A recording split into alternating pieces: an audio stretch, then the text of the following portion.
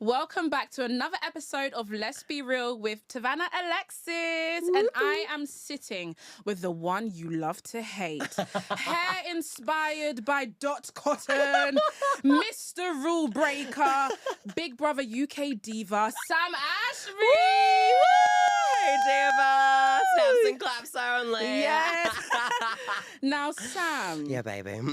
Are we going to be real? We're going to get real, babes. Yeah? Yeah, here we go. Let's go. Let's be real. So, my first question to you. Oh, I'm excited. Dun, dun, dun. I'm nervous as well. No, honestly. No, it's going to be good. I'm Talk excited. to me. Yes. Who is Sam? Actually, no, wait. Talk to me about your pronouns. He, him, they, them. What do you prefer? So I'm greedy. I'll take them all. Like, literally, any pronoun I'm good with. I'm basically just very, like, fluid as a person when it comes to the gender stuff. Okay. I just feel like I don't really care. Like, do you know what I mean? Because I'm like, obviously, boy, been born a boy, all that stuff. Everything's still there. Yeah. Surprisingly.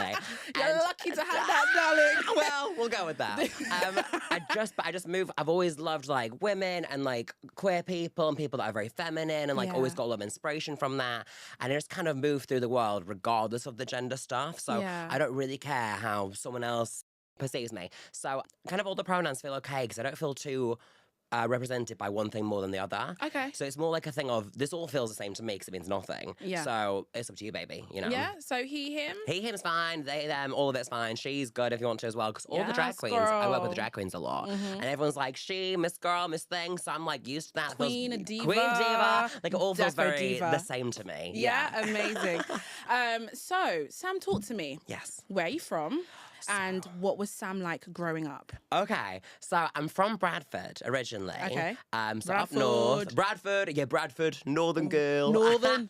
Hello, darling. Hello, darling. I sound like AJ. I love it. So I'm from Bradford, but I live in Skipton. It's like a bit more countryside of them. Okay. And growing up, I was always like performing and always like loved to be extroverted on stage and in like fun outfits and singing and dancing. But as a person, I was quite shy, like quite timid, really sensitive. And then as I've kind of got older, and then kind of morphed into myself, I found my confidence as a person. So I would say I was pretty shy and timid until I was like 15, 16. I came out, really. Yeah? And how was Yeah. it like coming out? It was wild, girls. I got outed. Oh. I got outed. So I like, it's kind of right. It's kind of full circle, this whole situation with Zena Yeah. compared to then. Because I Okay. had a massive crush when I was 15 on the first guy friend I ever had in school. Okay. And told him I was gay. He wasn't bothered at all. I think quite liked it, actually. Did he? And then, I think so. and then once like I came out and everyone started putting us together and thinking what's going on there, he backed us straight away completely and like turned completely against me. Oh, So that was quite a really? hard thing to go through. He- So sorry, so he yes. outed you? He did tell the person who outed me, kind of thing. So like he told his friends. One of them stood up in class and was like, "Sam's gay," and da da da, because it was like a lesson on homosexuality or something. And so he was like, "Sam's gay," and he's told so and so, and da da da da da da, you know. Really? And I had no idea. I was in another classroom, just being like, la la, just like having a lovely time. And then I came out, and at lunchtime, everyone's looking at me really funny, and I was like, "What's going on?" And then they told me, and I was like, drop the dinner tray, run out crying, like so embarrassed. But then it was kind of the best thing in a way because as much as I'd rather not have that happen, it did break the shackles of like how I felt by myself, you That's know? good. Yeah, I could be myself and start expressing myself more freely. And that's when I started to grow as a person, really. Life so. has a funny way of bringing you to your Doesn't it? your level of where you're supposed to be. Do you know what I mean? It does. I feel like quite a late bloomer with everything because I think Yeah. you do kind of start life a bit later as a queer person once you finally get that started yourself, you know? So, yeah, I think that's why I feel a bit delayed with everything, you know? Yeah. But, And did you go to an all-boys school, mixed school? No, I would die. If I went to an all-boys school, I would die. I can't even talk to boys. Like, even, like, as friends, like interested people, I can't do it. I'm can't too do it awkward either. with it. I can't do It's it. long. I'm too awkward about it. I need the girls. I need Yeah. the girlies. All my friends were always girls growing up. Always. Oh, really? Yeah, always. Oh, that's lovely. Yeah. So that happened in secondary school. Yeah. How did that make you feel? Because obviously for me, I can't lie, secondary school was Hell on earth, mama. Oh my God, it Yeah. really builds character. Like, how did you Yeah. navigate that? It was just like, once something happens like that, it's so out of your control when someone else outs you. So you kind of just have to spiral and go with it and make the best of what you can. So at first you break down and cry. Which is pretty normal. I love a cry. Yeah, we love a cry. Clearly I do. Jesus, all I did was cry in that. So I cried a lot. And then it was kind of a case of, right, assessing the friendship being broken down and that those feelings towards someone then having to go away as well because they're not really too much of a fan of you anymore because everyone thinks you're, hooking up. So you have to process a lot at the same time. But I think that brings out the fight or flight mode in you, which I think I've used a lot lately as well. It's kind of just like, you just could act on impulse, don't you? And kind of just survive in the best way you can. So I think that's what happened for me then back in school and recently too in Big Brother. Yeah. So your mum has been a support. I've seen her come on late and live. Oh my God. I can't believe she did that. She would never go on camera before this. Really? Like she always said, if you get on TV, I'll never be on there. I'll never get on it with you. I'll never do it. And she did it for me. So I was really proud of her for that because she's so anxious. And was she? So anxious. You couldn't tell. Really? Yeah, you she couldn't was tell. like so nervous. I think she took like a million takes. Like she's just the sweetest person Did ever. she? Yeah. Oh, bless her. I'm really proud of her for doing that. I really am. What was it like coming out to her? Was she like your biggest support? Was it a bit awkward? Yeah, back in the day. So my mum never had any queer friends growing up or anything like that. Right. So she had no influence from the community, no insight into what it was like. All she knew was like, this is really bad, but like the awful adverts in the 80s of like AIDS and stuff like that. So she just heard the horror stories. So I think when I first told her that I was questioning and stuff, and I was like, liking so-and-so and boys from school and things, but I'm not sure I am. She was supportive, but I think she was scared because she was like, what does this mean for him? And then once we started talking about things and it became more open, she was just wanted to support me, Yeah. And it's good because we're only 20 years apart, me and my mum. Oh, yeah. So, yeah. Big up Mumsy. Yeah, big up Mumsy. She was out here. Yeah, living her doing the best thing. Yeah. We can call it that, yeah. Call it that if you want to. But yeah, no, so I feel like we're friends more than, mum and son, whatever. It feels like my bestie. So yeah, so I do love my mum so much. That is always good. Like It's when you great. have that relationship with your mother where it's more so like, yeah, it's your mum, but it's your bestie. You can tell her about anything. That's me and my mum. I tell her, Is oh my God, it? listen, I tell her about all the man them. All of it. She's always said to me, listen, if you be crying in the beginning, you'll be crying to the end. Well, that's the thing. She's got good advice, your mother. Yeah, no, Yeah. she has lived. She's lived a life. She has lived. I love it. I feel like you need a good, strong mum if you're like dad's not in the picture or whatever like that, which is my situation. So my mum is my number one. Oh, I love mum. Yeah, Big of up course. mums. Big up mama. Big up mum. So we saw a soft side of you in the Big Brother house. And I'm just speaking for myself. Yeah. I saw a lot of people pleasing from yourself. Where did that come from?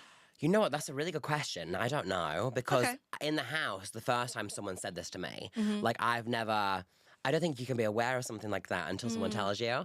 And so no one's ever told me that I've had people-pleasing tendencies. Yeah. I know that I like to make people feel comfortable. Yeah. And I don't know why I want to do that. Maybe it's because I maybe do feel the need to shrink myself a little bit sometimes. Shrink yourself a little- Shrink myself, sorry. Shrink, yeah. Just I think for Charlotte did hit it on the head a little bit when she said about being more palatable towards people.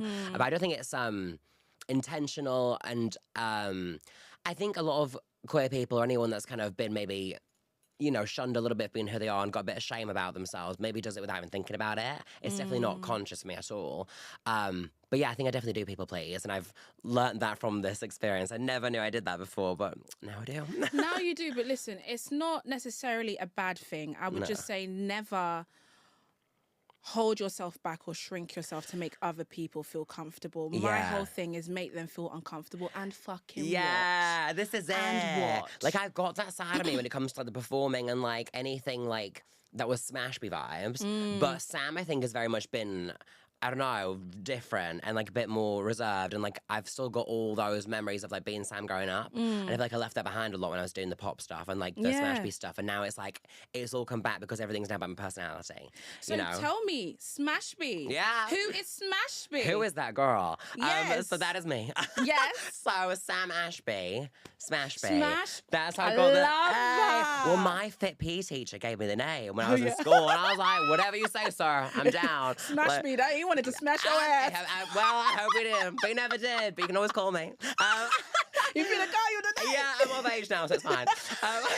But he was You know hot. what is hilarious? What? My coach, back in primary school, used to call me Hazel Eye and used to give me the eye. Oh. Primary school, Oh, that's a bit dodgy, girl. That is dodgy. That's a little dodgy. But you can still hit me up now. I'm of age. We're hey. fine now, and we'll work on that in therapy later. But I'm the same though. Like, I'm the same. So that name, I was like, I'll take it. And Yeah. other things. But I kept the name, started using it for like... Started using You're it. killing me already. Thanks, Sabs. So I started using it for like my music and like gigs and stuff because I just thought it stands out more than Sam. Like, there's so many Sams out there. How's it going to stand out in like booking agents and stuff like that? Yeah. So Smashby was just what I did, and I started putting out music and doing pride events. And growing a following on there, working with girls from RuPaul's Drag Race, which was amazing. Just really kind of working that queer music network, really. Yeah, and how is that going for you? I know you do headlines at Pride. Yes, yeah. It's all around the country? All around the country. Yes. But I'm wanting to obviously take it bigger. That's the dream. Like, I'd love to travel the world and do that stuff. Like, And you will. And I will. And it's happening. And I'd love to even do like Manchester Pride in the UK. I never got to do that one. It's such a big one. So just like, I've got some really big dreams, but some that are like little that I think I can definitely do as well, you know? So I'd love to do that. I did a Pride in Amsterdam. Did you? Oh, I've heard that's good. Amazing. Was it good? It was amazing. I bet it was wild. It was because you know what? Obviously, Amsterdam is known for what it's known for. Yes. So imagine you're drinking alcohol, you're living your best life and whatever, and you're walking through the streets. It's packed, and obviously we didn't know it was Pride. Oh, okay. So we went there and we were just like, street pride, yeah. Here we go, happy accident. Happy accident. Happy accident. And then this guy, like, he came on stage and he was doing up Beyonce Single Ladies, and I've still got the videos on my phone. 10 out of 10. Literally, Beyonce, Really? call him. Call I'll send you the him. link. I love it. You never Because forget something like that. You as well. don't. So No. honestly, try Amsterdam. Amsterdam is Amsterdam amazing. Pride, book me, please. I'll be there. Yes. Come on. So, did you, right? There's Smashby, there's Sam from Bradford. Yeah. You've got school, you've got everything that's going on around you, right? Yeah. When it came to being on Big Brother, talk to me, how did that come about? And did you actually imagine yourself being on the nation? Listen, you know Big Brother, yeah? It's a big show. Davina McCall started that. That is this, for me, biggest show, best show. Love Big Brother with everything I've got. Did you imagine being on there? Yes. You did? 100%. Oh, yes. Since I was about 8, 10 years old, something like that, I've always wanted to do it, 1,000,000%. In my delulu brain, Amen. I thought, thank you, I thought pop star first, then get celebrity Big Brother. That was my dream. And then that didn't quite work out. So I was still hustling for all these years and putting the work in. And then my friend was like, why don't you just go for like normal Big Brother? And I was like, can you actually do that? She's like, yeah. And I was like, oh my God, yeah, I'll go and do that. Yeah. Then it got taken off air, like, you know, how many years ago? Yeah. So I missed that boat for a few years. And then it came back and I was like, I'm going to go for it. So I applied for it every year the past few years. Oh, good. And and I was like, I want to do it, kept manifesting it. I was filming another show at the time that kept getting picked up and dropped, picked up and dropped. So I was really putting in the work for the career, but I was like, I want Big Brother so bad. I hope I get to do it at some point. And then the show I was doing, it got dropped by a channel, literally start of this year. And I was like, I'm not going to leave this to fate anymore. I'm just going to go for it again and hope, you know, it happens. And I applied for a bunch of other stuff too. Like The Voice called me up and I went for an audition for that. And, you know, there's like kind of set up you've ones. been doing a lot. I've been putting the work in, mama. Yes. I've been putting the work in. So I went for The Voice, like did the video for Big Brother and kind of thought, it might be nothing, but I've got to try, otherwise I never know. I know it's the third year, but just try it. You never know. And literally, it just happened out of nowhere. I got the call way back in April, the first call you get for it. It was when Lady Gaga tickets came out. Oh, really? Yes, I was on my phone like, come on, got to get Gaga tickets. Got to get the Gaga tickets. And I was trying so hard, didn't get them. Then I got a call and I thought, oh, it's some Lady Gaga ticket seller or something. Like someone on the internet that's in my, I'm trying to get them or something. And I was like, hello? Like waiting for the tickets. And they're like, hi, Sam, it's so-and-so from Big Brother. And I was like, what do you mean? Like, what do you mean from Big Brother? I was not expecting that at all. And from then it was just like another call, video call, in-person audition, another meeting for like 6 months. And every point of the way I was like, I'm going to get this. Like, I have to get this. Because I've never had the call back before to be like, you know, they're interested in anything at all. I've always pushed for everything for years and years and years and never had anything interesting come back. But this was the first time I did and I thought, this is it now. And so I kept going. And then I got a no 2 weeks before.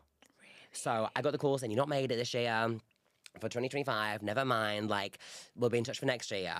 I was gutted, and I was like, oh my God, this is awful. But I still was like, I'm still doing it. There's no other way I'm not going to do Big Brother. Like, this is part of my plan and my vision. And a week later, so a week before it's aired, they called me up again and said, we've changed our minds. Do you want to come be a housemate? And I was like, like, I knew it. I knew this was going to happen. I manifested it so hard, like, all year. And I was like, I'm coming now. And I went that day to do my VT in London. And then, I had a week to get ready for Big Brother. No, you know what? Right? As you're telling that story, bubbles. Oh, All I can say is bubbles. Bubbles, baby.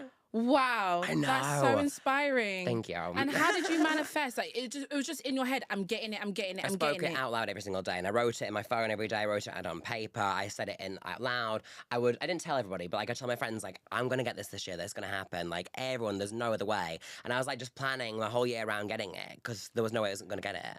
So, like, and they could have not got it, but in my head I was like, no. I'm that Delulu that I will keep love going. it. Do you know what I mean? Even when I got the no, I was like, no, I'm still going to get it. Yeah. Yeah. And you didn't let it deter you, No. and you kept going, and you got it. I got it. I finally got something. Yes. Oh, I love that for you, Thank Sam. you. Honestly, and I love that you believed in yourself, and I love Yeah. that you kept pushing and you didn't stop. No, 100%. 8 fucking men. You're getting Manchester pride. I'm getting Manchester Pride. You're I'm getting not it. giving up on this shit. Same with Eurovision. I'm going for it all. Yeah, I was about to say Eurovision. You give me Eurovision vibes as well. Baby, it's all part of the plan. And if it takes another 10 years, I'll still do it. I don't care. Do you know what I mean? Like, I'll still keep pushing every year until I get it. Yeah. All the things. I believe in you, Sam. Thank you so I believe in much. you so much. Thank That you is so amazing. much. So Thanks. obviously Delulu is your strengths. It really is. Yeah, let's not even lie. I mean, it got me in the house in the first place. It got you in the house in the It first always got me place. kicked out, but it's fine. You know what, right? It got you in the house. It got you through a fake eviction. Very right? that, I was at the yeah. studio at that point when that happened. Were you? Yeah. No way. It got you through a fake eviction. It got you. You even came back. You ended up meeting Farida. I fucking love Farida. I love Farida. What an icon. She's such an icon. She is an icon. I recognise her straight away. I was like, Farida. And she was like, you know who I am. Wait, what's the accent? Hang on. What's her accent? Do the accent. You know who I... What is it? How'd you bet? Brumby? Yeah, you know who I am? Or something. Yeah. She was like, did you watch me in Big Brother? I was like, yes, Farida. Of course I did. Big Brother. I saw that. I saw that. So you got all the way through, right? You stayed in the fake house and you saw Emily, the one that you got rid of. Oh my God. I was gripping. When that happened, I was like, ow, Emily, what do you mean? What's happening? They've set me up here. Yeah. But, Listen, reality TV is a setup, They'll darling. do that, honey. So you've gotten through all of that and you've met your housemates, right? And I'm obviously in the beginning, love you, kisses. Yes. You're the best. I love living with you. You're such a great person. Oh, let's cook some good dinner. Yeah. And then bam! Jenny. Jenny. Your bestie. Okay. My bestie, Jenny. Jenny. Jenny. Listen, we actually have so much to discuss. I had to change my legs. Let's just reposition 1 second. Let's reposition. So, For Jenny. Sure. How can I explain it? So you and Jenny, let's go from my perspective quickly. Yeah. 100%, let's do it. And also, bear in mind, I've not watched it all yet, so I've got no idea what the full. Have you gotten up to the stage of when you basically had to do that challenge and Big Brother basically set you up? Backbone. Backbone. Yes, I've seen You're that. up to I've there. seen up to fake eviction so far. Okay, great. Yeah. So you've seen the Backbone. Yes. And for me, I can't speak for others, but for me, I was like, you fell into Big Brother's trap. Yeah. Probably. They set you the fuck up. Yeah. And you basically mended things with Jenny and then it just switched up and you said a lot of negative things about Jenny. Where did that come from? Let me explain this part. So, obviously me and Jenny, it started off really good. And I think me and Jenny are quite similar in the way that we're both apparently quite loud. I can tell Jenny's loud. I can tell that I'm loud, but apparently that's the thing. Okay. So I feel like we're quite similar in that way. And she's really funny and so easy to get on with. And when Colgate happened, which obviously we'll come back into, it really did. It was one of those things I was just like, why has like this happened? And why have I like got myself in this situation? Because it really didn't need to be this deep. Like I get on with Jenny so well. Like it's not that deep. And then when it came to the Backbone challenge, I knew that was coming because the whole day, which was a 12-hour day, by the way, so I was exhausted in that bed all day. Such a hard life. But it was coming to it, and I knew because, like, Tate got electrocuted for being boring or whatever. Who was it? Nancy and Zila got the clown thing for being, like, not funny. Tasia had the medicine for being moany. I knew I was going to have to do something horrible because of the Backbone thing. I knew it was all to create the backbone and spin the narrative and change the story. I knew that was going to happen. I thought they were going to ask me to roast the housemates, like drag queen style. So I was like, in my head, trying to think of something for everybody. Like, hey, this, I'm preparing. Hence why Jenny the Genuine thing came off the tongue so quickly. Yes. Because I was like, this for her, this for Tate, this for Z. Like, I was doing it and I was just going to be so funny. I'm going to actually smash this. And then it went into the the challenge. And I was like, oh, what the hell is this? And it was like this answering questions by people. And the questions did not line up with the roast that I had in my head. So I was like, whenever I can find something to put this in there, I'll do it because it'll be funny. Like, it'll come across really funny. And by that point, me and Jenny were good because we made a better code gate. Like, to the point where the next day, it was Nancy's birthday, we were like taking eyeballs out each other's mouth. Like from the whole jaw thing, like passing them around each other, like mouth to mouth. Yeah. We made up. We were fine. And because of that, her and Caroline were both saying to me, like, go in this challenge, go in. Jenny said that Jenny to said you. that, and Caroline and Marcus, but he wasn't really in, you know, I wasn't Yeah. roasting Marcus. They both said to go in with the challenge because they was like, we need to win the budget this week. Okay. So go in with it. Do something like funny. It's not that deep. Just go in. And that challenge is so condensed down in the edit. It took me a long time. And it was like, I'd say something because I could think of something off the top of my head. Right. Don't mean I had to believe it. I just had to say it and make them think I did to get the challenge won. But then I'd be like, in between, I don't know what else to say. I don't know what else to go for. And they're like, just say anything. Just say anything. Just make it believable. And I was just like, this for this person, and I could have one reason for everyone, but coming up with 3, 4, 5 is bloody hard because by that point it wasn't that deep with anybody yet. Right. So I was like just clutching at straws for anything. Like the Tage thing about her age, I definitely didn't think that, but I knew it was something to say that would get it done. And so Yes. and I even said that to Tage after, said, I don't believe that stuff. I just had to say it to win the challenge. And then I thought, it will get clipped really badly, but we won the challenge. And at that point, I just wanted to get it done. So I just threw everything out there. So Jenny the Genuine was there. But the real reason for that actually was, I said, Jenny's delusional because she thinks Gemma Collins will be her best friend after the show. It was something like that. So I said that, and she was like dying at that. And it was really funny, and she was laughing. And then I put the Genuine thing in there, so that was funny. And then other bits, I just chucking it in there, just get it done. She have to go time and time and time again until the thing goes up. And then How many times, sorry, did you have to do it? Each like question about 4 or 5 reasons, answers. Okay. So it was like this, there's this, and then the in between bit's taken out. So it's just like bang, bang, bang. But in person, it took me a long time. And so in real life, she was smiling. She's like, keep going, you've got this, we're doing really well. Same with Caroline. She's like, and I kept going for Caroline lows. So she's like, give it to me, I can take it. I would have heard the most actually in real life. Did you? But it's kind of cut down more to equal for them both.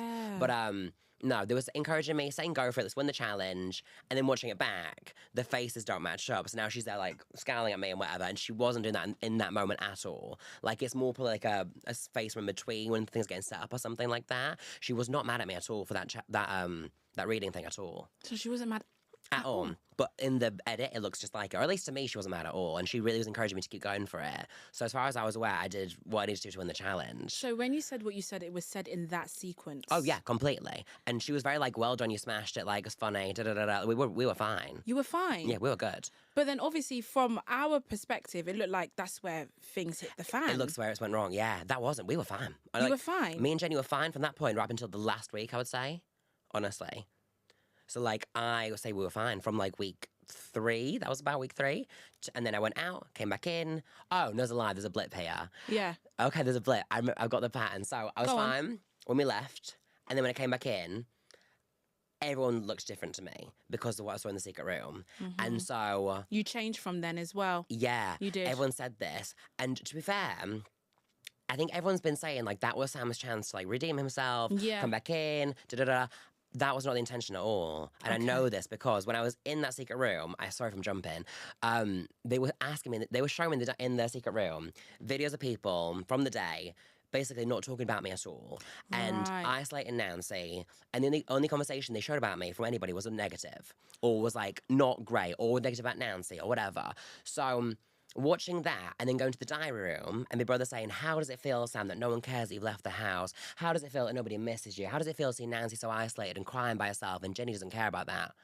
I'm there like, this feels fucking awful. Like, I've been in that house 3 weeks. I've mended everything. I know Colgate was a bit of a ruffle, but they all chat shit in there. I just got caught in it because it was a rule break situation. And I was like, yeah, everyone now doesn't care that I've gone. Like, I really thought I made more of an impression in this house of people. I had better friendships with people than this. So seeing that happen, I came in a bit more like, fuck them, I'm going to get in now and do this myself to get to the end and whatever. And then when I went back in, everyone was so nice and happy to see me because they had actually missed me. I was like, this is fake. Because now they're really nice to me, but in the secret room, they weren't. So I was like, these people don't actually like me at all. So I was like, Jenny, Faishola, they've been too nice to me. It's not real. Get them gone. Was really, on reflection now, it was real. And I've been set up to look that way. And that's what I think it was. I don't think the intention was for me to come back in and smash it and win or be everyone's favourite. It was to go back in and be the bitch because they were showing me things to make me bitch and then airing it. And also, like, went back in and before I even spoke to Nancy, I said to Jenny, I said, you say this about Nancy on the cameras. What's going on with that? And I would never say that before the secret room, but I did it because I knew I had to speak up for myself now. And I did it and we aired it out. And they all, we aired it out with each other. Then I told Nancy the version didn't match up. So there's a bit of like bickering there, but I was just telling her what I'd heard from Jenny. And then we all came together and talked about it and it was squished. Oh. So, but that stuff's missing. Yeah. So it's like, I'd done the right stuff in terms of handling situations in there, the best I could, but they're just showing me talking to Nancy about it as opposed to talking to the person like Jenny from the source. So I did come back in with the mindset of, I need to have the backbone, speak about how I feel in the nicest way I can, say to the person, and I'm also going to say to Nancy as well, because she's my best friend, I'm going to tell her everything that I know and think. And so when they're just editing it to be like, he's just talking to Nancy all the time about everything and not the person, it looks like I'm just bitching the whole time. And it's like, I'll bitch as well as say, what's the problem kind of thing, you know? Yeah, that was missing. It did seem like you would talk and say whatever to Nancy or But not Caroline, to- but not to their faces. Yeah. And it was just like, why are you not saying anything when clearly there's an issue? And we as the public want to know, what is the issue? And this is it. Because we, like, me and the people, the fans, people in the comments, were shocked. Like, what is going on with Sam? Because I love a storyline. Yeah. I had a whole arc for you. Yes. You know? And I have this thing where when people don't follow my script, You're like, what's going on, babe? I get vexed. Yeah, I didn't write this. I was vexed. I wrote in my script, why is he not following it? Why isn't it following the script?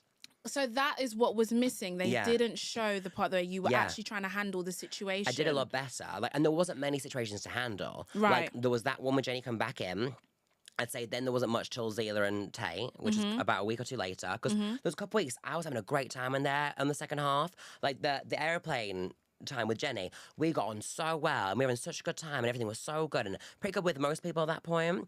So I feel like things had really turned a corner for me and I was really having a good time in the house since everything had gone on with Codegate. And I feel like I handled things best I could at the time as well. Spoke up for myself, was being funny, felt less in my head the first time going around in the house as well. I could really enjoy myself. And because the big thing was I used to feel like I'd get talked over a lot in the first half before the fake eviction when it came to like the groups and stuff, hence why I didn't really feel part of the group and I was kind of more with Nancy. But the second half, it was like, I know I'm meant to be in this now because they give me a fake eviction. Like, this is something. So I'm going to speak up a bit more and I'm going to be a bit louder. And if I say something, I'm just going to keep saying it till they listen to me, you know? So I had that self-assurance that I normally have in day-to-day life.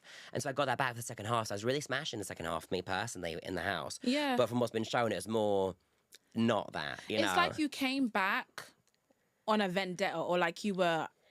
not angry. I don't know if angry is the right word. Like pissed or something. You were pissed off. It seemed like you came back and it was just, nah, fuck these bitches, basically. It seemed like that. And it wasn't like, it was at first that, because obviously I came back in and I've been shown they all didn't care that I'd gone. So the first couple of days, I was like, just when Nancy, I was like, listen, they don't have our fucking backs at all. Like, they don't like us. This is not our fucking like place. People, But let's just get through it. And then the first example that I'd been proven wrong in that situation was Faishola. I nominated Faishola and Jenny because I was like, they're both been too nice to me after this fake eviction. They didn't care when I'd gone. This can't be real. So I nominated them, and then literally, maybe like 10 minutes after the nominations, and she went up, and I was like, I didn't think Faishola would go up, and I was like, okay, shit, right, okay, that's I've added to that. I don't feel too good. And then she pulled me to the side because I think Emily must have said to her, Sam feels like a bit, I don't know, like you walking on his back or something like that. So she pulled me to the side and said, do you actually feel we're not at your back? And I was like, no. I was like, I literally feel like I've watched you all move on without me in the cameras. I've been shown that. And I come back in, you're being really nice. Now I don't know what's genuine. And she went, it's not like that at all. I had this conversation with Cameron about you, this with Zila about you, this with Nancy. And I was like, I've not seen any of that. And in my head, I'm like, shit, I've just nominated her. Like, what if she goes? I've added to this for no reason now, but obviously it's because of what had been shown at the time. So when she went on the Friday, I was gutted because I felt so guilty, especially for Zila. It's his best friend in there. So when especially they tried to make it look like we were twerking, that she'd gone, that was again like rubbing salt in the wound because I was like, I fucking feel bad that she's gone. It was like probably an hour or so later in like a different room that we were twerking that Nancy made it through, but not celebrating for Faishola at all, because my one thing was thinking, when she gets out, she's going to see this, and it's going to look really bad. I have to explain it all, and I just think, God, like, that, you know, things like that really did set me up, I think. It did. Yeah, I'll be massively. real. and it obviously it didn't look good, but obviously now that you're telling me with the edit that they were basically trying to give you and Nancy, and there was a divide, right? Yeah. You can agree? Yeah, definitely. There was a divide, definitely. I think... Because you mentioned... Yeah, that's fine. Because you mentioned that, you know, you realise these other people don't have your back. They don't like you like that. You've only really got Nancy. You didn't want to be kind of like isolated type of thing. Yeah. Why is it that you felt like you kind of had to just stick to Nancy? So, 1-to-1, I had really good relationships with everybody. Okay. Like, I'm really surprised that Marcus nominated me every week because we got on so well. And that's not been shown at all. Like, yeah, like, you know, because the whole Colgate thing, I called him Mouse. Yeah. He, like, was so like, why is that my code name? That's so shit. So I called him Cheesy every day. I used to hide his mattress and shit. And I took his towel when he got out of the shower, so he had to go run and get it. Like, prank patrol. Butt naked, babe. Corey was out. We missed it. I did it for the girls and the gays. Come on. Oh, no. And like, he used to hide my shit. We had really good banter, me and Marcus. So what I've seen so far doesn't match with what I've lived through at all. So 1-to-1, I had great relationships with people, I'd say. It was the groups and I didn't feel really part of them. Right. But I had Nancy, so it was like, we're fine. I don't need to be part of the group as like a thing. But 1-to-1, I've got good things with people. So it was more isolating when it was the whole group things and people go off in the snug or the outside or whatever. I'd feel not comfortable to go out and just sit with them people. And I try, like, and the second half, after the fake eviction, I really did try to have conversations with people like that. And I did, and I had more than what's been said on camera. But I'd also vocalise to someone if I didn't feel comfortable. Like, I'd say I couldn't really talk to you when we're in the group, because I don't know what to say to you half the time because you're so intimidating to me. So, like... It's intimidating to a lot of people. Right? Come on. When they're man. attractive and straight, it's just a thing where I was like, I don't know what to talk about. Oh, you're going through the attractive and straight. I was just going through the way he'd be policing people in well, that then kitchen. there's that. So there's that as well. But I was a bit nice at first, you know. Oh, yeah, the bowl situation. The bowl thing was crazy. You were so over it at that point. So we need to get into that bit, we have to go for Zila first, I think, because the context for that. All right, we'll get there. And before we move on to that, I'll give you the T and Jenny. But yeah, so with the Jenny stuff. But quick question. Yes. So why did you... So you had 1-to-1 relationships with people and that was fine. Yes. Who was the ringleader of the division from both sides? See, I didn't see one until I'd done the secret room. It's a lie. You saw a division. Come on, you saw a division. No, I saw the division, but I didn't see who was leading it until the secret room. Because in that moment, I'm in my own world all the time. Like, I'm focusing on me and Nancy and my own relationships. So I'm not thinking about who's doing it. I'm just living in it. Okay. And then once we're in the secret room, and Frida and Emily are saying, Fashola really runs the house. She does all the cooking. She's kind of leading off with Zila and stuff. And then I watch on the cameras, and it does look like that. So I was like, I can see this comes across now. I can see that vision. So then I started to think Fashola was part of that as well. So hold on a minute. When you were in the house before you had the fake eviction, yes, to you it was just one happy family. No, it was divided. But It was divided, but I didn't think it was that deep, like, kind of thing. Like, Caroline would always say that it was Fashola that was part of the divide and stuff. Yeah, she would call them it was Fashola's disciples. All that stuff. And so I heard it. So when it came to, like, the backbone challenge, I was like, well, I know that's a thing, so I'll say it, but I don't think it's a thing because I'm not in that. Well, I'm not bothered about that. And then it comes to Secret Room, I'm like, it does look like a thing actually now. Going back in with that mentality. So that Secret Room really did set me up for a lot of, like, false narratives. But then even now, you sit here today, do you think the ringleaders from both divides was Fashola and Caroline, or was it anyone else? Who would you say it was? I would probably say that. I'll be honest, I've not thought about that much. And I'd probably say, when I think about it, they seem like the strongest people in the house that could have that effect on people. Who would you say? Because I'd love to know. No, don't even try and push it back on me. Okay, but for me, I would say that but I would say because that's what it looks like on the Secret Room cameras. It looks like Fashola, and then, I know Caroline's a strong person, and yeah, I could see that. That's how it looked to us. Yeah. How they've edited it. Yeah. Blame the edits. I'm trying not to, but it's hard to without explaining things. Exactly. No, blame the edit. But from our perspective, it did look like Caroline was it looked like Fashola was ringleader. I won't lie. Yeah. And then it also looked like Caroline was jealous of the Fashola, of the ringleader. Of being a ringleader. And as soon as Fashola left, Caroline rose you guys to being the ringleader of your divide. It was like she did everything. Because for me, Caroline is a very good game player. I can't lie. I cannot deny that. 100%, yeah. A very good game player. And she fought outside of the box. And she did what it was necessary in order to get to as far as she got to. Yeah. I can't knock her for it, I'll be honest with you. That. From loving games, she played the game. Definitely. But it did seem like it was like Simba and Scar, and then Scar got rid of Simba. I mean, is it Mufasa? Mufasa, that's but it. Yeah, sorry, it was a Mufasa and Scar, and then Scar got rid of Mufasa. Yeah, it was very much like that, or how it played in my head. So I had the same thing as you guys once in the secret room. Before that, and honestly, before in the whole house, my whole time in the house, I had nothing negative towards Facial apart from what's in the secret room.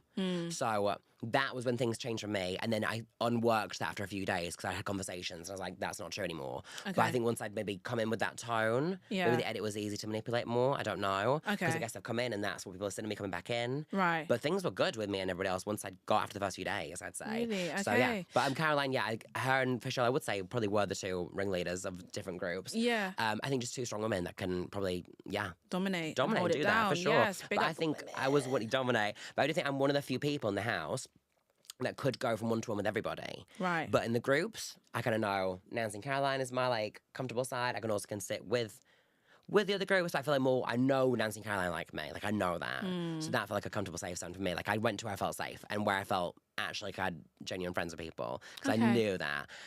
Whereas the other ones, it was like I think we're friends and I like these people, but I'm not 100% sure because I'm seeing things different all the time. Yeah. So I had my safe zone with what I knew, and then, one-to-ones I had other things with other people, for sure. And where do you feel like it went wrong between you and Jenny? Because obviously we've seen stuff on social media. Yes. Jenny thinks you're the most two-faced, can I say? But I think that's fair enough. Where did it go wrong? And why do you think she has these opinions of you today? Well, so I would say, like I say, me and Jenny had a ruffle with the Colgate thing within a day, and so it was really pretty much sorted, thank God. And then it was really good of me with her for weeks. And then the last week, I think the last week for me, I probably started to really fall victim to the game of Big Brother. Right. And so I would look out for things and see things and I couldn't unsee them. So I'd see when she gravitated towards someone that was getting cheers and get close with them. When Caroline got booze, she did pull away from Caroline a lot, and they were quite good friends in the show. Oh, did she? Yeah. Because Caroline did mention that. Yeah. Caroline was saying, you're moving different towards me, especially when Jenny's mum spoke about Caroline. Yes. And I get that, because I think if your mum's saying something, you're probably going to listen to your mum and take that on board. Yeah. But there was a shift definitely from them too, and I noticed that. And even then, I noticed when Caroline got the booze, Jenny said to me, can I swear on this and say the C word? Swear, baby. I swear on TikTok. Yeah, Fuck this it. is Jenny's word, not mine. But she was saying you're a bit of a C word for sticking with She Caroline. called you see you next Tuesday. But she does that. It's not personal. Just that to everybody. That's just an Irish thing, I think.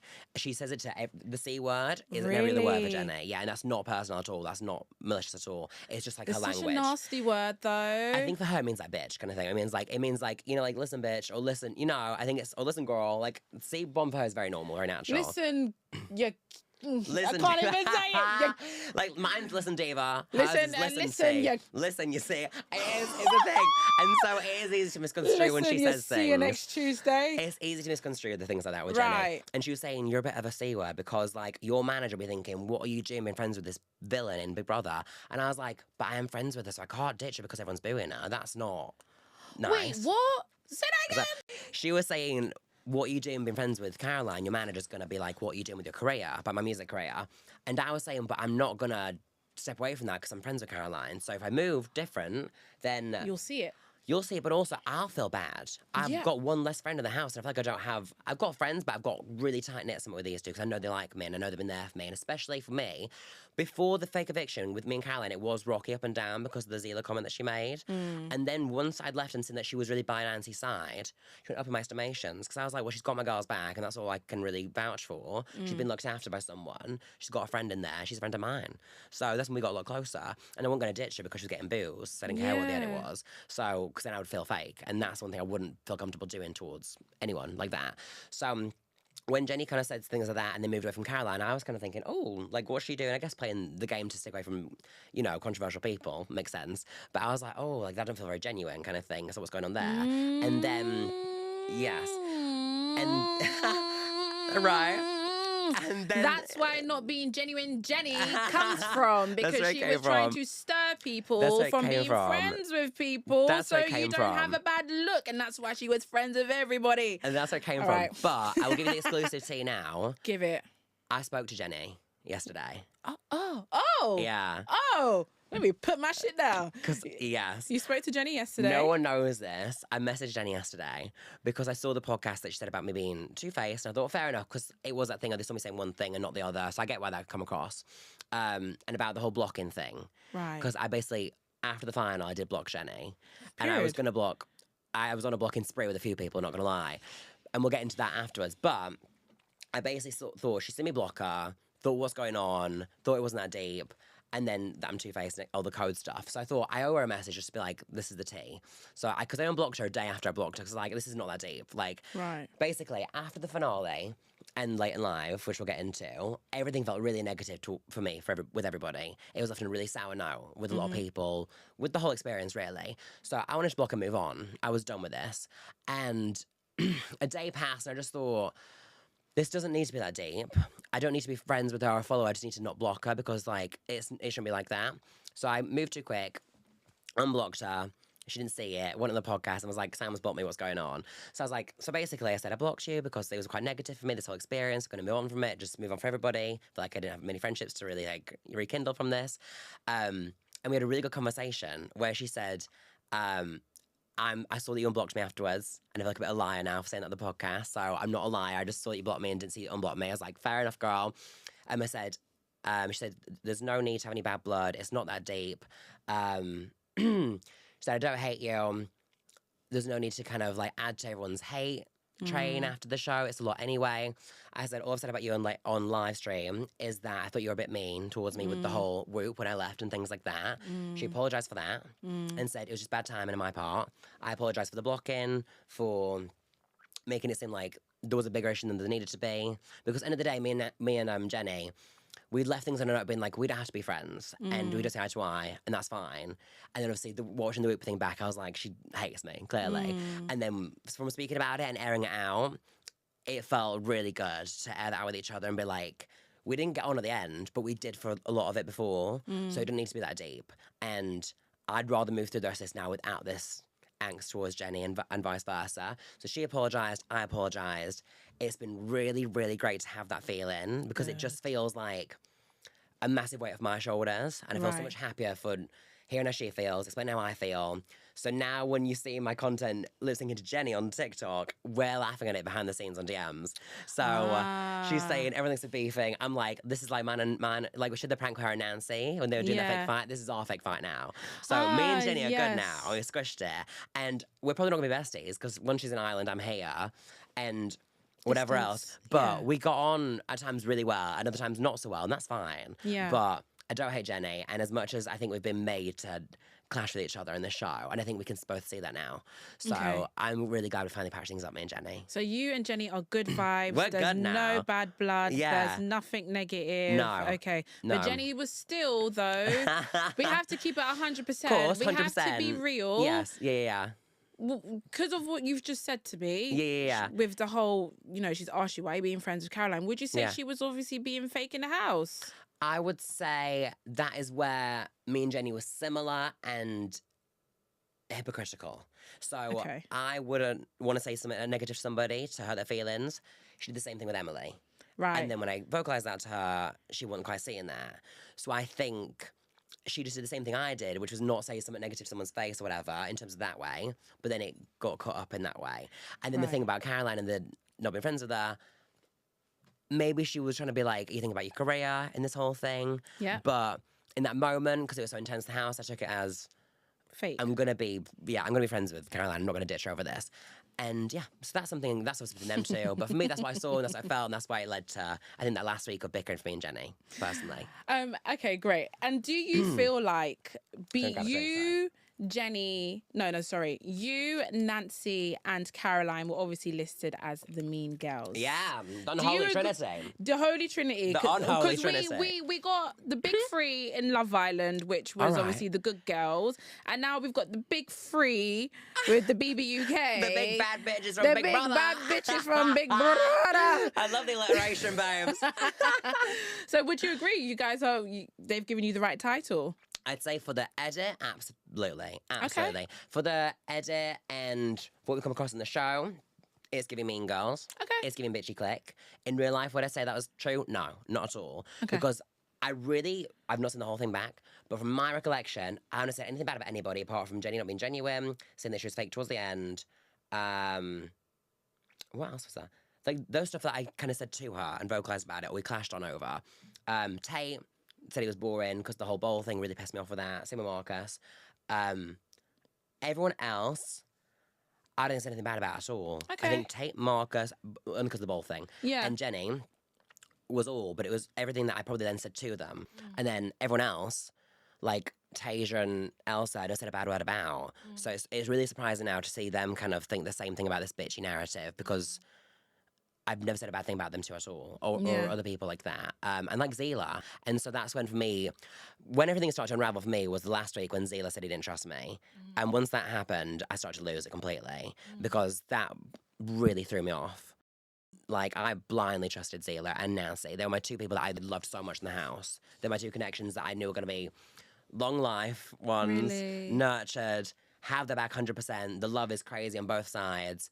And so to then hear that, when they'd read things out that's in Big Brother and it sounded a certain way to him, and he thought he couldn't trust me or thought I was bitchy. The difference with him was with Nancy was like, well, I know that's not you, so I would never question that. Why is he questioning you like that? And I was like, why is he questioning me like that? I thought we had a better relationship than this. So to hear someone that you've got a lot of strong feelings for, which I'm sure we'll get into, doubt you and think differently, I was like, this whole thing's a lie. Like, what is going on? That's when I started to crack and be like, I don't know what's happening here. And so last week was just spiral completely. Yes. So Mr. Zila, listen, everybody had a crush on Zila, so don't even feel bad for having a crush. I went to the studio and I saw, because they show in the studio, right? Yeah. The late and live where like you guys are just doing whatever life that you're doing. Yeah. So at that point, it was definitely like you guys were getting ready for eviction and stuff like that. Yeah. Listen, Zila's hot. He is hot. Zila's hot. He knows he's hot. We all know he's hot. It's not a secret. Like, we're not blind, you know? Exactly. I've got eyes. I can appreciate a good-looking guy. Exactly. You know? So before, like, obviously on the topic of Zila, I just want to know a bit of your background quickly. Yeah. Have you had any romantic relationships previously before Zila? No. No. So I've never been in a relationship in my life, ever. I went on my first date the week before Big Brother. Oh my God, how did it go? I know, it was good. It was good. It was new. It was like, again, it was figuring something out for the first time. Oh. So I've got no relationship knowledge or like experience. I've only hooked up with guys. So when everyone's saying, how can you say like licked arse one day and never had a boyfriend the next day, I'm like, they're two different things. Trust me. I gotta tell you, they're two different things. Why do you put that out? Why do they have that? It was one time and they had that. The Big Brother could have showed us. That was the one. They let us know that you and Nancy love eating arse, brethren. Love is crazy. I did it one time. She did it a few. I did it once. Quick question, was it bitter? No, it was actually quite surprising. It was actually quite sweet. And he was... and I was quite surprised. Sweet Matty! But he was like this big, like, Turkish man. And I was like, what's going on with that? You know what? I love me a Turkish man. You know, have you been Turkey? Yeah. I've not been Turkey, but I've been the men from Turkey. Listen, you know, hello. They're handsome as hell. They're so hot and they're really well groomed. Like, I'm like, come on, let's go. Do you know what I mean? Like, it's great. But the one time I was doing it, and I thought, I'll tell this story because it's funny. I didn't think they'd play it. Do you know what I mean? I didn't think they'd talk about it. Great. I had a good how many minutes about you guys eating backside, and I swear, I was like, I really could have just lived my life without not knowing. Without you know this. what I mean? Honestly, so could I. Trust but you know me. what? Each to their own. Live life and have fun. Do you know what I mean? It's a story to tell the grandkids. Not the kids, the grandkids. No, never that. Jesus, never. So how is it? So then, because you've not had a relationship and stuff like that, but you've dated, you've been intimate with men. One day, yeah. One day? One day, just for Big Brother. One day for Big Brother. How did it go? Did it? You it was good. It was nice. Like, yeah, we're texting. But like, it's weird because I feel bad saying this. Oh, it's really difficult. Will he see this? Probably. Like, he was so nice, and like the first date I ever had, so it was a really good experience. Oh, but I'm lovely. still figuring out what it is I want. Okay. And then going into the house and seeing someone like Zila and having a connection like I had with Zila, Yeah. I didn't have that kind of chemistry with him. And so I thought that, and I was like, oh, well, this is kind of showing me what I want after this. Right. And so I'm going to take this into my life going forward. Was that Right. kind of dynamic and affection and stuff. That was your journey. Yeah. Understanding love. That's, yes, I'd never had that. And so what I did gain from Zila that I will still absolutely say is that he showed me what it is that I think I want in somebody and what it feels like to, feel like that. So, yeah. So feel like that. What does feel like that? What does that mean? What does that entail? You still got a massive smile on your face. So I still won't say a bad word about Zila because, like, we were really good friends. And from week one, it was just fun, flirty, banter friendship. From week one, it was. Like, that's what it was. Faishola had the same thing with him.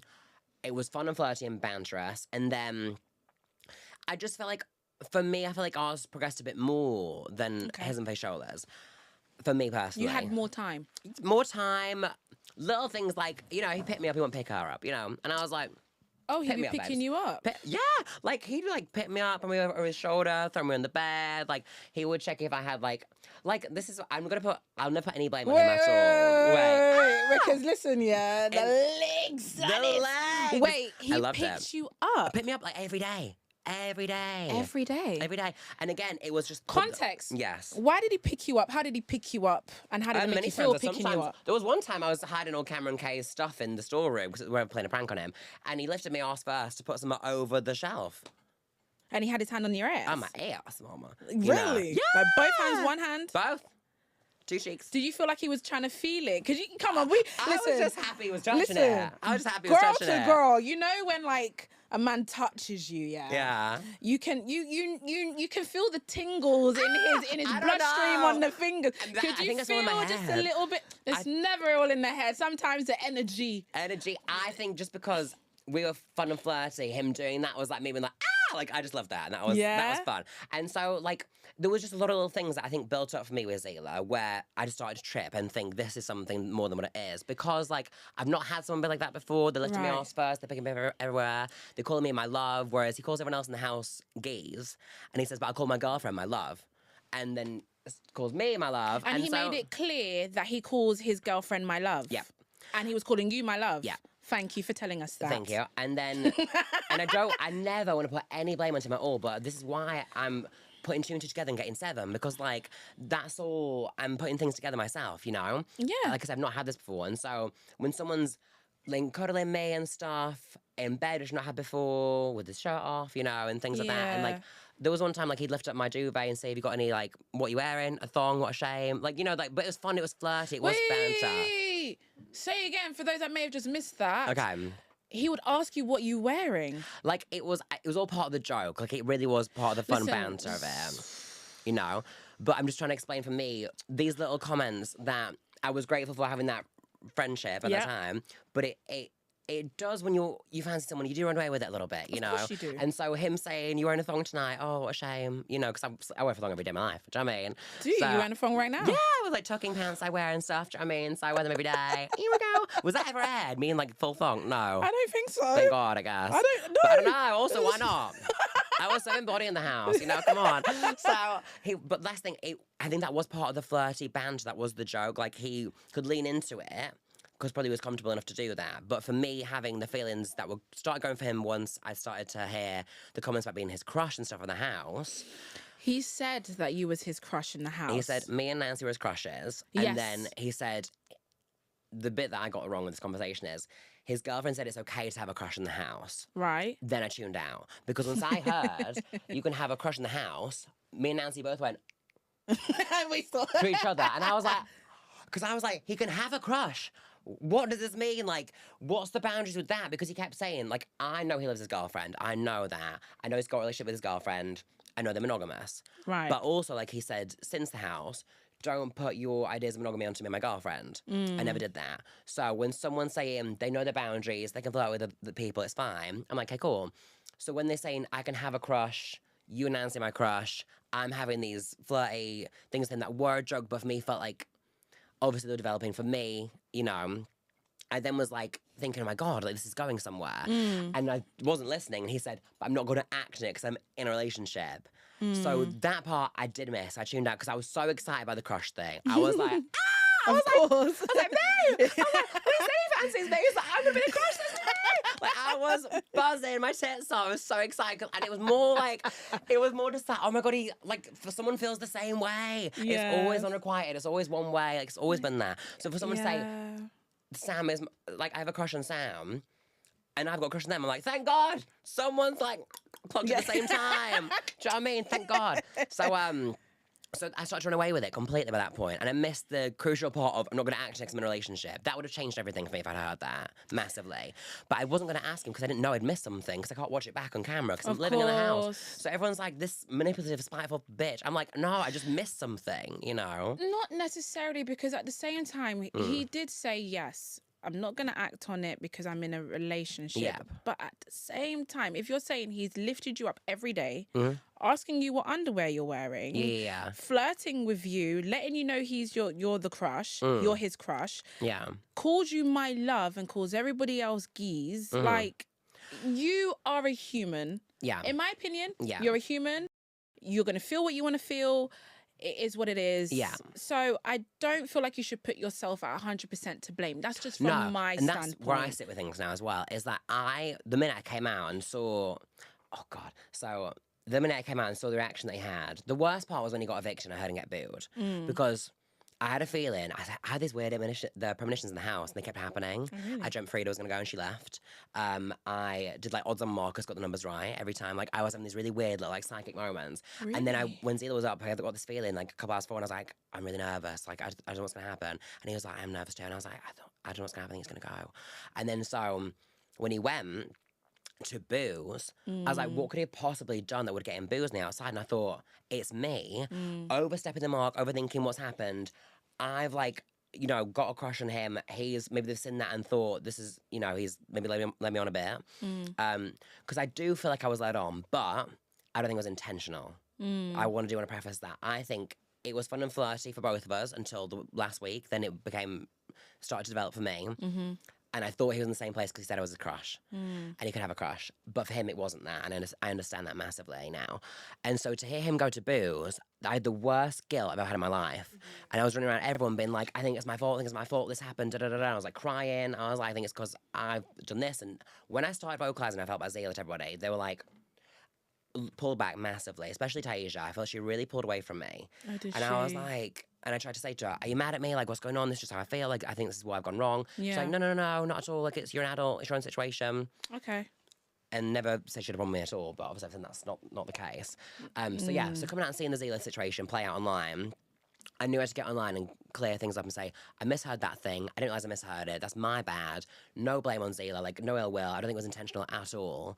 I hope we're going to be past this. And so then to go back to Late and Live and not was really, really hard. And that's been the hardest part of this whole process, been like mourning the friendship with Zila and like also having feelings for someone again that's then turned against me and thinks I'm this horrible person. Do you, the main important thing is, do you think you're a horrible person since this whole situation? I really don't. Like, I really don't. Because, like, I know my intentions. I've never had a bad intention. I even said to Cameron, like, week one, you can't get something wrong if your intentions are always good. Exactly. And I've never had a bad intention towards Zila. And so for him to question me and think I'm this bitch, and then to kind of stick with that, even when I've expressed that I've got something wrong, is really hard because it's like, it's one thing to mourn like not having that friendship or the feelings being reciprocated and getting it wrong for the whole fucking nation, and then for him to kind of not care about people dogpiling on me and stuff because of this.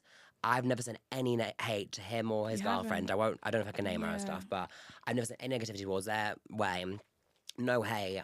Try to say there's no malice or bad intentions on their part at all. I've said that in my videos. I've said it on live, all the rest of it. But I feel like that's not reciprocated and that's hard. I think that someone can go from being really close friends with me to then completely not caring what happens to me after this experience, you know? That's been the hardest part.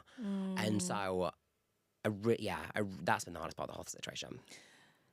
I can even just the energy, I can feel it. Sorry. Yeah, no, and because you can tell it's really upset you, and I don't want you to be upset about that because at the same time, you know what? If you cry, baby. You're in a safe place. Do you know what it is? Like, it's just Go like... on. It's just that I really don't want anything negative him at all, and especially not between us two. And so the fact that he doesn't seem to feel that for me is really hard. It's not that he didn't feel like reciprocated in like the feelings thing, whatever, that doesn't matter. But it's just the whole to go to Late and Live and sit next to him because we were told to sit next to each other from the producers, and they have to talk about each other. And I said things really short, really clear, trying to take my accountability and just get through it. And then he kind of just kept putting the blame on me and Nancy. It just felt like, oh my God, this is not going the way I thought it was going to go at all. And like, this is so uncomfortable. And I could feel the energy from the minute I got to the hotel.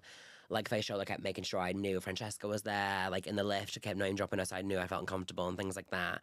And I was just like, I get, you know, I get that I get he's got a girlfriend. To her, it looks like I've been moving on this man. Yeah, like, but I would never have made the first move on Zila. Like, I just was getting ready in case he made the move on me, and I got, you know, that was happening. I was thinking, if this happens and this is in his boundaries, because like we're in a random house on TV, it's not really probably real to most people at the end of the day. Then maybe he's got this whole pass to do whatever, and that's why I thought the crush thing was okay when he said that. Yeah. And so then to get villainized in this way over something that's for catching feelings to someone, and that's it. Like, there's no malice on my part towards him or his girlfriend at all. That's been the hardest part, and I feel like I can't, you know, I feel like I can't even talk to them about it because I feel like there's not going to be open to me having anything to say. You know? And I kind of guess it takes you back to how you were feeling during secondary school, where you had a crush on someone and you thought it was all good, and all of a sudden you kind of get embarrassed like that. And I just, for me, talking to you, like I know the cameras and all that is here, but for just one-on-one, I don't want you to feel like you did anything wrong, because at the end of the day, you're still a human. You still had human experiences, and you still grew genuine feelings because that's what came from you. And I don't want you to feel any type of way about that. At the end of the day, you're single. You don't have ties to nobody. If I'm going to be real with you, yes, you owe people a basic level foundation of respect. But at the same time, you don't owe, you just met them, you're on a show, you're doing whatever you're doing, you're growing genuine friendships, you felt a type of way. So I do feel like grace should be extended your way. Obviously, people will make the choices that they want to make. It's their life and it's whatever. But I don't want you to feel bad or feel uncomfortable, because at the same time, like, even if Faye Schroeder's name dropping Zila's girlfriend, Faye Schroeder should also be watching as well how she was moving with Zila. And I'm going to have to call it out and call a spade, because at the end of the day, Jenny called Faye Schroeder out in a jacuzzi. So she wasn't moving all squeaky clean as well. So we're not going to act like she was when she won. And I'm going to have to call a spade. Like, and I just don't feel like it should all be pinned on you. Do you know what I mean? Because you are single. You are a singular. You are Sam Ashby. Come on, there we go. And you had a crush on someone that many people had a crush on. He was, listen, if a guy had a crush on, lifting me up. Come on. All bets are off the table. Picking you up and shaking you up. Oh, so the thing... And asking me if I'm wearing a thong. Come on. There was a day when I fell off. We were, like, cleaning. On the Fridays, we clean up every Friday. And I fell off the bed, cleaning the window, and I, like, took the locker door off with me. So, I, like, had this massive gash on my knee. And so I milked that, and I was like, I can't walk anywhere. Zila carried me everywhere. So let me take you to the shower. Are you joking? Yeah, no, but honestly. But, like, he was also being fun and play. Like, it was all part of the banter. But because... Banta, shmanta, bumbalanta, allow me, brethren. Because if, like, the same way when Jenny was like, if that was my man, I'd have an issue. And obviously, I'm not going to put my thoughts and processes how his relationship is his relationship. But at the same time, I just feel like, be considerate of the person you're doing it to, and be considerate of your partner, and that's all I'm going to say on the matter. This is the thing. I think maybe I've been too lenient with putting my ideas on their relationship, you know, kind of thing. Like, maybe I've been too lenient with thinking they can probably, you know, it sounds like they can explore things. I've been too open with a monogamy thing for them too. And not maybe as, whatever. It is what it is. So in Zila's exit interview, he said that obviously he didn't know that there was any feelings, which in my opinion, unless you know vibes never lie. So if everybody else saw it, especially with the way you were feeding him that sweet up in his mouth, he asked me to do that. I know he did. He did. But the way you were feeding it, listen, if that was my friend, here, and shove it in their mouth. Eat it, bitch. You were doing it so sensual and just like pouring it in. Like, I want it to go down that throat, baby. Oh my God. So you would literally, I would have told, the nation could tell, right? So, I don't know, Zila's his own person. He can think what he thinks. Until we have a conversation, if I ever have a conversation with him, there we go, Bob's your uncle. But do you feel like you should have said something to him before he left? About my feelings towards Yeah. him. Maybe I should, but I would never do that. Like, I'll be Okay. honest. I've never told anyone I've got a crush on them. That's, for me, really embarrassing. So, Really, why? Because it's probably not going to be reciprocated, you know? And, like, to hear that he had a crush on me, and I was like, and I said it back in that room, that was me enough saying that I got a crush on you, kind of thing. Okay. So, obviously, maybe that's not to him, and that's fine. I would never probably say that normally because I'm not used to doing that. And Yeah. so that would feel embarrassing for me to tell him that I got a crush on him. And so I appreciate what you're saying now. If he'd have known, he would have backed off, and maybe it would have been better for both of us. Yeah. But I thought I was picking up like he wasn't feeling the same way, and that was wrong. But I was never going to vocalize it. I was never going to make a move because that's Yeah. just not me. Like, Right. I will sit and wait for them to come to me. And if they don't, it never happens. It's fine. But I'd rather do that than be embarrassed by making the move in the first place and getting it wrong, which I got it wrong, but I didn't make any moves, So, So either way, even though you've looked back on it, you wouldn't change it. You still wouldn't have said anything. I mean, I probably should have done it. It would save a lot of drama, but I Yeah. don't know how I would have said it. I, in a way, maybe now I was thinking about it, I wish I had said something because it would have sorted it out. But I also can imagine at the same time he would have backed off, probably lost the friendship, So it's that thing of what I want. Yeah, I would have lost it either way. So maybe now in reflection, I should have lost it by being honest and saying I felt. But it just felt embarrassing to say at the time, And do you feel like as well when he was in the house, did he mention his girlfriend all the time? He talked about it a lot, yeah. Like I knew who his girlfriend was and everything Yeah. from what he said. So yeah. And when he was talking about his girlfriend, because sometimes like you get vibes from someone like I'm married, I'm in a like, relationship. he loves her. Yeah, definitely. So Yeah, he loves her. Made it sure, made it aware. For sure. Made it aware that he loves her. But then I was being fun and flirty with me in a banterous way, but then it felt like it moved. And so it felt like, well, maybe that's just his situation. That's how he moves. That's whatever it is. Like I say, I didn't want to put... They kept saying they have really different boundaries to people and they can flirt with people and do whatever and they both do it. So I was like, well, this is normal for him. Him to say there's a crush on me. Felt like, oh, it's in their relationship boundaries. Okay, cool. I'm just going off of what he was saying. Everything he said, I followed like a puppy. Do you know what I mean? Because I'm like that. And so if he says I can have a crush on someone and that's fine in my relationship, I was picking that up. I was eating it up. I didn't know to what extent that was, obviously. And because obviously I would say that Nancy was kind of encouraging this whole behaviour and this whole Delulu fantasy. During Late and Live, Nancy mentioned that, like I could tell like she was kind of under pressure. Yeah. And when AJ asked her, the whole situation, she mentioned, you've been through a lot. She kind of felt like she threw you under the bus, obviously. What do you think? Okay. It came across that she did because I felt like she could have had a better answer at that point. But I felt like she could have had a better answer. And she kind of just mentioned, well, Sam's been through this, Sam's been through that, and I just wanted him to be happy. Do you feel like that was a valid answer to that? I think she probably said what felt right to say in the moment. I know Nancy thought the exact same as me in that house. Okay. 100%. I know we both tuned out when he said about the crush thing. And we both were like in Delulu land and we were like, oh my God, it's going to happen. And she was seeing all this stuff every day with him picking me up and doing whatever else. And she was, picking up on little things being said. Right. So to me and her, we saw the exact same thing. And I know she stands by that. We spoke about it a lot. Right. I think the answer probably sounds like maybe not that as much on her side and late in life, but I know Nancy sees what I saw. Okay. And she felt the same way. So it feels a bit like Zila kind of put the blame onto us both with that. But we both saw and felt the same thing. And we both said we got it wrong, but we both felt the same thing. We're very similar in that way. Yeah. And with like Late and Live, that was such a awkward situation. Hell, literally. Hell. Yeah. Yeah. Hate because you had my face says it all. Your face says it all. You were mugging though. Really? That was a slay. They said to me, watch your face in the camera because you never know what's going to get edited. I'm there thinking I'm doing all right. I look so fucking miserable. But you were just like, you were just trying to keep it as stoic as possible. Yeah. Literally. Yeah, I really did. It'd be weird if I was like, just next to Zila. That'd be really weird, What happened? Like, we saw it, but there was a moment after, during the ad break, you could tell you guys moved. Why did you move? Did it become... It was too uncomfortable. So I think him and Faye Shoulder got up at the same time as me or just before me, and they walked out. But I was trying to not cry at the same time. So I didn't really know what they were doing. But I saw they'd gone off and I'd walked off. I don't know who went first now. But basically, I think we all stormed off set. I don't know why Fashola went, but Fashola and Zila went. I went the other way. I was off crying, saying this is really fucking embarrassing. This is why would you do this to me and set me up like this? I didn't want to go back on Late and Live because it was just too awful. It's awful to feel someone hates you, you've got strong feelings for. So I wasn't prepared to go back on. It was actually Caroline that got me back together and was like, do not let them ruin this thing for you. You've come so far. Like, this is your last chance to redeem this shit. Like, don't let them, like, ruin this for you. This is your last moment. And I was like, fuck's sake, like, she's right. So I went back in and said, I'm not going to sit in that fucking order again. Like, I can't sit near him. It's too uncomfortable. So I moved to the side and I just... So you moved? I moved. Okay. I moved to the other side of Caroline and Nancy as far as I could be away from him at that moment because it was just too uncomfortable. Yeah. And then it was just after party, complete separate vibes. Really? I didn't really even see him at the after party, yeah.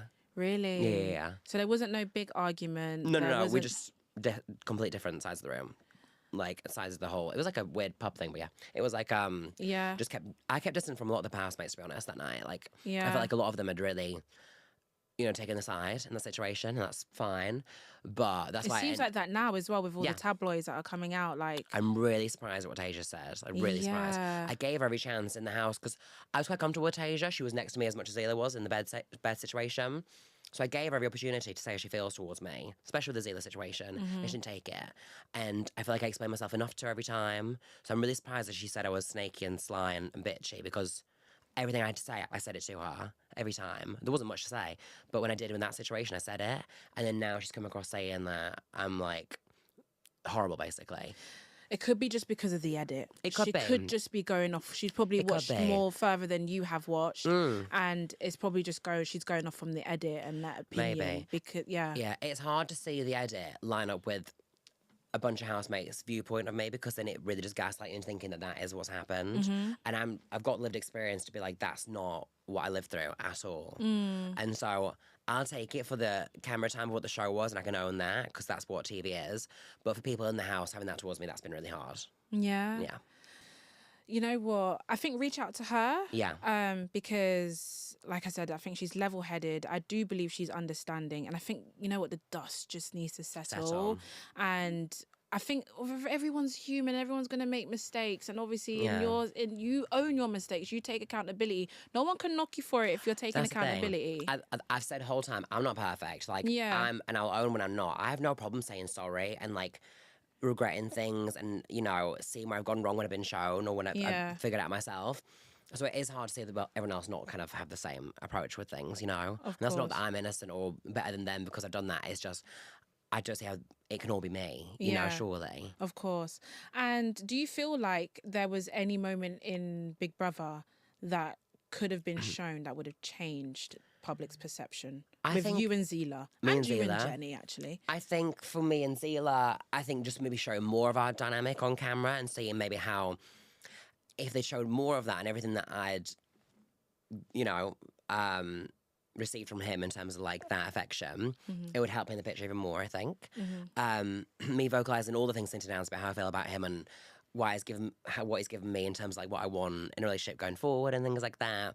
I mean, just showing like the human side of it and the heartfelt side as opposed to the whole reaction that why is he ignoring me? Why is he questioning me? Why is he not like me? And then the whole mishearing things that it's just the crazy side of me they're all seeing, which is a lot of me. But it's like there's a lot of heart there and it all came from a good place and like, I think I wish they'd seen more of our relationship play out so they could see why I fell so hard. But also, again, not blame him for it because I don't think it was intentional at all. Yeah. And with Jenny, I think me and Jenny always hash things out really, really well. So if that could have been shown and our communication been shown, it'd have been a lot better. Yeah. I think like when it was the Codegate thing and I was in the snug with her and Nancy, I'm saying nothing in the edit. In the time I was saying something, but I was just not projecting like Nancy, I was just saying, I'm really sorry you feel that way. It was so not intentional. It was a throwaway conversation. I would never thought this would happen. I should have thought more in the moment. It was things like that, but none of that's in the edit. So I'm just there like, say nothing. And then talking about it to Nancy afterwards, Yeah. So that whole part of me is missing in the whole show. And it'd be good to have that. And the singing. Where was the singing? I know, we didn't. No, we saw a bit of singing. Tiny bit. Saw a bit of singing. Tiny bit of singing. singing. Have your little debut. I don't know. I might be too dry. So my question to you is, how did the house change you? That's a good question. I mean, it's helped me realise I'm a people pleaser. Yeah. Didn't know that before. It's given me a lot more trust issues. Oh, really? Yeah, for sure. Because now I don't know what's real and what's not and who's saying what and who's been genuine, and like, yeah, I've got a lot more trust issues from the house. It's changed me a lot because I'm always see the good in everybody. And I always want to believe everyone's good, and they are. And I want to take everyone at the word and things like that. But from this is the first time I've not been able to do that. Right. And I've never left a room or a group situation where I've not been friends with everybody. You know, this is not normal for me to have this really controversial stance in a group like that, you know? So it's changed me in a way of like, I think I feel a bit more skeptical now of people and a bit more like, yeah, I don't trust people as easy now. And, got to work on the people pleasing, so there's that as well. Yeah, and you know what? This life is a journey. God, it really is. It's a journey, and you will get there. It is, Honestly, yeah, you will for get sure. there. But honestly, you have been amazing. Thanks. It's time for the games Oh, section. let's do the games, babes. Let's do it. Let's get the games. Let's do the So games. it's a quick one. A quick game. You can't think about it. You just have to say Quick it. fire. Quick fire. It's giving backbone challenge all over again. It is, actually. It is a backbone challenge all over again. Okay. Dun, dun, dun. Backbone challenge Here we by go. Tavanah Alexis. Hey. Right, quickly. 3, 2, 1. Most annoying housemate to live with. Oh God. Okay, Tate. Tate. Yeah. Most underrated housemate. Elsa? Elsa. Which was second. But I feel like they didn't say That's my personality a queen. lot because, Yeah, you know, yeah. although she with thingy. So yeah, I love Elsa. Most two-faced. Me and Jenny, because we move the same. Okay. I want to take that. Both. Yeah. I'll take that. Most fun off camera. Caroline. Yeah. So fun. Really? So we like pranked each other all the time. Tomatoes in the bed, banana on the face, all this kind of stuff. Like it was so fun. Tomatoes in the bed. Yeah. I would have lost it. I did. It was, well, I got evicted, so I didn't have to sleep in it, so it was great. Oh. It was on the last day. It So, worked yeah. out for you, darling. Yeah, it did. And who would you never live with again? I'd probably say it would have been Tate and Jenny. Yeah. Because we just clashed too much, you know? We Okay. clashed too much. Okay. And that's fine. That's fair. Yeah. That's fine. I actually like them both in general. I think just living with each other is not yeah. doable, you know? That bowl situation. The bowl thing, the bowl gate was real. They called me at a good moment because I was just on breaking You were point. And I was like, what? I could not believe it. You were so over I it. was losing my shit completely. And crashed. what give me one word to describe your Big Brother experience. Oh, God. Dramatic. Yeah. I feel like dramatic feels right. I want to say amazing, but there's so many hard things. Emotional, traumatic, I'll be honest. Yeah. I'd say traumatic and dramatic in one word. Especially when you and Nancy were going head to head with eviction. I would have hated that. Twice. Yeah. Twice. I was like, the fuck? Like, that's why it just felt a bit calculated, because if it was down to behaviour, me, hands up, hello. Yeah. And Caroline, hands up. Nancy barely said anything, that little gossip thing. No, Nancy came across really bad on Did on she? TV. Yeah. But in that last... The whole time. Oh, the whole time? Oh, well... You'll see. Okay. Well, okay. But I don't guess, sugarcoat. I'm gonna be real. Really? She Do came you know what, across. though? I think She came across worse than you. That's why I felt kind of bad for you. Do you think? Do you know that? Because I know Nancy and I love her so much. Like, I think I'll see it and I'll know her, so I'll be able to pick apart what's real and what's not. It just seemed, because like for us as the viewers, all we knew about Nancy was that she was Italian, All right. sexual things, Oh yeah. and her like it came across as obsession for Jenny. That's how it came Really? across. Do you But know watch what? it back and you'll see Yeah. for yourself. Can I say about Nancy and literally our friendship? Like, I do love that girl so much. Yeah, and you can tell, and I'm glad you had Yeah. Nancy at the same time. Yeah, because like she came into this and she said, I'm quite a cold bitch. Like, I don't cry, things like that. Day 4 or 5, I was crying about something or other, God knows. And I pulled her in the room. I was like, I'm going to cry. So she came in and she started crying when I cried. And I was like, what are you crying for? And she was like, I hate seeing you get upset. And I was like, this is not some normal friendship. I was like, Friendship, I love this girl. I love this girl so much. I could feel she loved me. And so it was like, whatever's happened with this whole house, this situation, how hard it's been, I really have gained a friend for life. And I can tell you from living with her, she's got the biggest heart, and she tried to hide it, but she's got the biggest heart, and I love her so much. And her intentions are always good. And she comes from a lot of trust issues and things like that. You can tell she's got her walls up. Yeah. Yeah. But I think because the walls are really down for me and I got in there, I see the full Nancy. And I love every part of that girl so much. That's amazing, and I love that you have that. And I love that you've come up with a friendship that is your best friend for life. For sure, definitely. Honestly, Yeah, I agree. Sam, you have been amazing. Oh, thanks, honey. Thank you so much. Thank you. It's been really good to get to talk about this stuff. Listen, is there Yeah. anything what's next for Sam and Smashby? Well, this is it. I'm getting back to all my music stuff as well. So Yeah. I've got a Christmas single coming out. It may be out by the Get time this that comes bag. out. Let's Get do that it. Get bag. the bag. Mariah Carey times Well, two. here we go. It's called Christmas number 1. Yeah. So I'm manifesting a Christmas number 1 or number 194. I'll take it. Like Yes. anything will do. But Christmas songs coming out. I've been writing my first ever album the past year. Oh, I so I'm love dropping that next that. year. And then hopefully more TV and personality work because I love just being myself on camera. Yeah. It's so fun. So yeah, all the things. And hopefully Eurovision. I'm manifesting it, babes. You're getting it. I'm getting it. I trust you. If I did this, I can do that. Exactly. Do you know what I mean? If you've got that, you've got this. You get it 100%. all, honestly. 100%. And do me a little solid, please. Oh wait, are we singing or are we twerking or both? Give me both. Good both. Because I sung a song every day in the house and they didn't air any of it. So all the housemates know this song. So we'll do, this is called First Rodeo, ready? Okay, I'll do the chorus. Go on. I've been down that road and back again. It's been a long time, but I'll let you in. It ain't our first rodeo, but listen, boy, be gentle, baby. Ooh. Yeah! And that was a song that I sung in the house every day. Every day, Yes. babes. And one last twerk for the road. Let's twerk, baby. Let's twerk it out, Let's baby. twerk, Come baby. on, let's go. Get it, get it, get it, get it, get it, get it. My mother's watching. Sorry, Mama. Sorry. My mum's used to it now. She's like, God. Yeah, I know. She knew what she born. She knew what she bought. She knew what she I born. got it from my mama. I got it from my mama. Sam, Yeah, you babe. have been absolutely amazing. Thank you so Thank much. you so much for coming on, telling your Yay. truth, being such a delight to speak to. Thank you. Thanks for letting me in the door. I was like, please let me in. Come on. I've got stuff to say. Yes, and I will literally, you're always welcome. Oh, and thanks. I just wish you nothing but the best. Thank you so and much. honestly, just keep going on your journey. Yes. You have got this. Keep manifesting. Oh, well, every you are the day. Delulu King. I am Delulu Diva. Delulu Diva. Merch coming soon. Yes, Yes, yes. Copyright that next shit. Listen.